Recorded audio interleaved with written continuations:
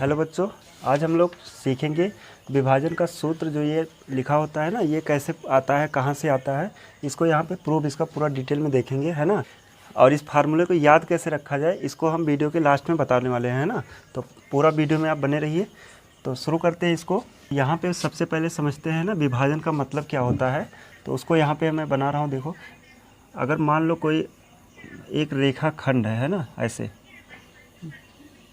और इसका निर्देशांक यहाँ पे इस बिंदु का निर्देशांक दिया है x1, y1, और ये दूसरा बिंदु है, इसका भी निर्देशांक दिया है x2, y2। ठीक, इसको यहाँ पे हम a मान लेते हैं और ये b है।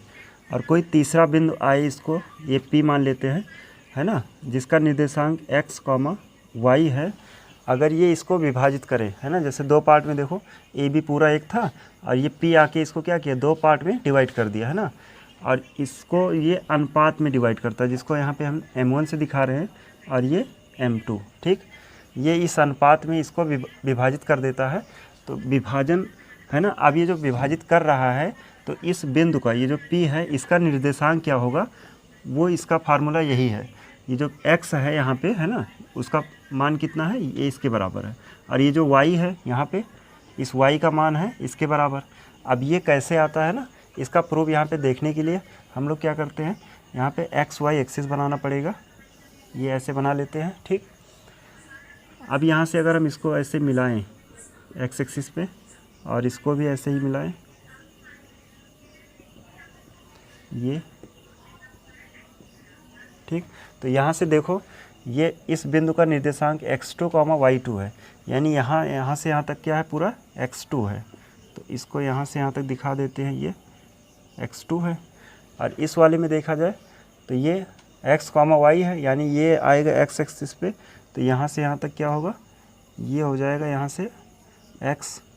और ऐसे ही इस वाले बिंदु पे अगर देखें तो यहाँ से यहाँ तक का x कितना होगा, ये, तो ये हो जाएगा यहाँ पे x1 है। ठीक, ये x एक्सिस पर तीनों बिंदु हमने ऐसे कर दिया है। अब इसी हिसाब से देखें y पे, तो यहाँ से यहाँ तक का जो डिस्टेंस है, इसको क्या कहेंगे, y1 है। और ये वाला डिस्टेंस देखा जाए, है ना, ये पूरा, इसको आगे बढ़ाएं ऐसे, जो यहाँ से यहाँ तक का डिस्टेंस, ये जो है यहाँ पे देखा जाए तो y है। और ऐसे ही ये वाला, है ना, यहाँ से यहाँ तक ये डिस्टेंस देखा जाए तो ये कितना हो जाएगा, यहाँ पे y2 है ना, ये y2 हो गया। इतना समझ पाए होंगे।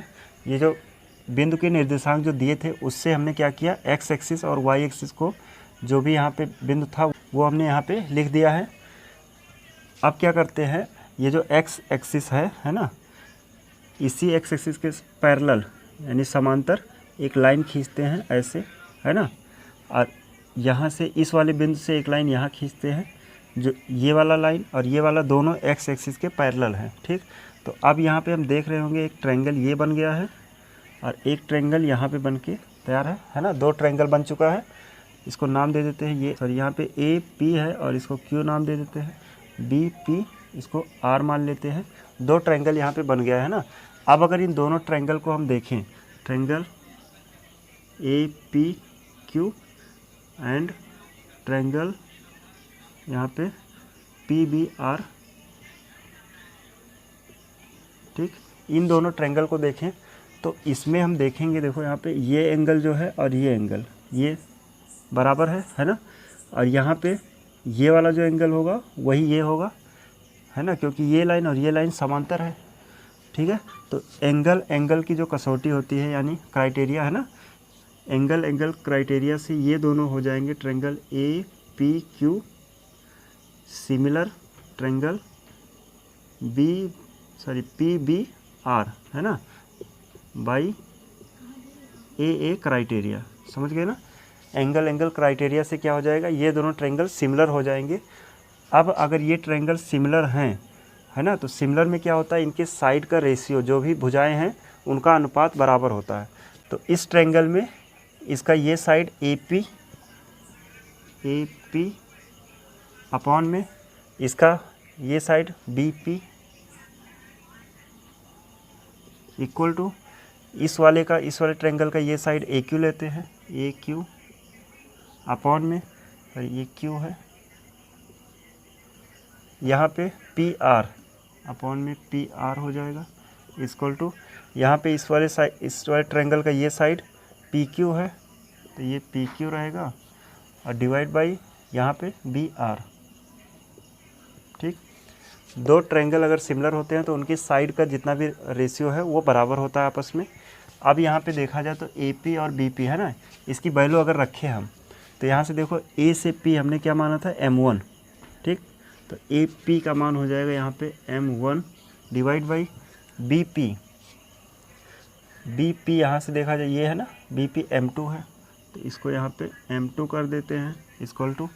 अब ए क्यू और पी आर देखना है तो ए क्यू यहाँ से यहाँ तक है ना ए क्यू, इसका मान कैसे पता चलेगा, देखो ये वाला पूरा पता है x है और ये इतना x1 है तो ये बचा हुआ डिस्टेंस क्या हो जाएगा x माइनस x1, यानी यही यहाँ पहुँचेगा x माइनस x1। ठीक, तो ए क्यू हमने निकाल लिया, यहाँ पे रख देते हैं x माइनस x1 अपॉन में। अब यहाँ पे पी आर है, पी आर ये है ना, यहाँ से P से R ये वाला डिस्टेंस निकालना है तो हमें पूरा पता होना चाहिए x2 है और यहाँ से यहाँ तक का देखा जाए तो ये क्या है x है और हमें इतना निकालना है तो इतना क्या होगा पूरे में से x2 में से x माइनस हो जाएगा तो यही वाला ऊपर पहुँचेगा x2 माइनस x। ठीक है, तो अब यहाँ पे रख देते हैं पी आर की जगह पे x2 माइनस x। ठीक है, और अब यहाँ पे देखेंगे पी क्यू है ना, तो पी क्यू यहाँ से यहाँ तक है ये पी क्यू, तो ये वाला डिस्टेंस इतना कितने के बराबर होगा है ना इतना, तो यहाँ से देखो ये पूरा y है और इतना y1 है तो बचा हुआ डिस्टेंस क्या होगा पूरे में से इतना माइनस कर दे, यानी ये आएगा y minus y1 divide by B R है ना, बी आर यहाँ से यहाँ तक देखना ये डिस्टेंस ये वाला, तो यहाँ ये निकालने के लिए हमें पूरा पता है y2 है और इतना क्या है ये केवल y है, तो पूरे में से हम y को अगर निकाल दें तो ये आ जाएगा, यानी ये हो जाएगा y2 माइनस y। ठीक है, तो ये हमने पूरा मान रख दिया है। अब ये तीन चीज़ें आपस में बराबर है ना, तो हम इन दोनों को एक साथ ले सकते हैं और ऐसे ही इन दोनों को भी एक साथ ले सकते हैं।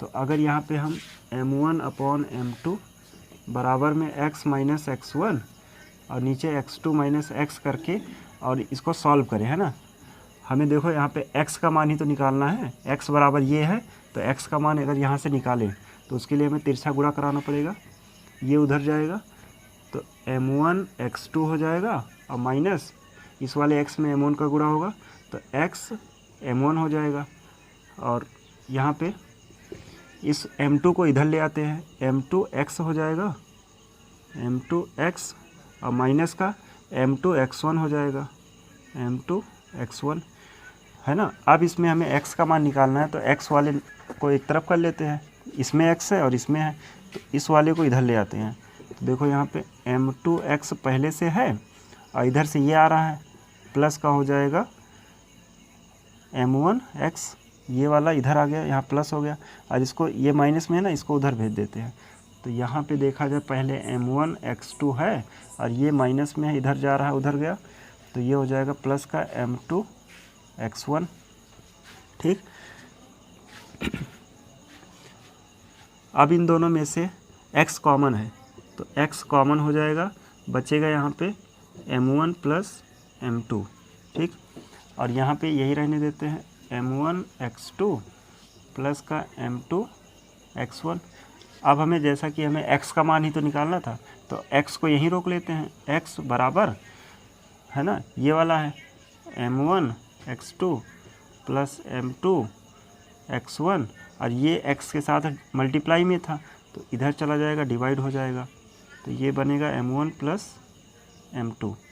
तो ये देख रहे होंगे x का मान वही आया है जो यहाँ पे रखा गया था ना M1 x2 plus M2 x1, ये पूरा वही है। ठीक है, इसी प्रकार अगर हम यहाँ से इस वाले को इसको इसके साथ लेके सॉल्व करें तो देखेंगे कि y इक्वल टू आ जाएगा y equal to M1 y2 है ना प्लस का M2 y1 अपॉन में M1 प्लस M2 ये आ जाएगा।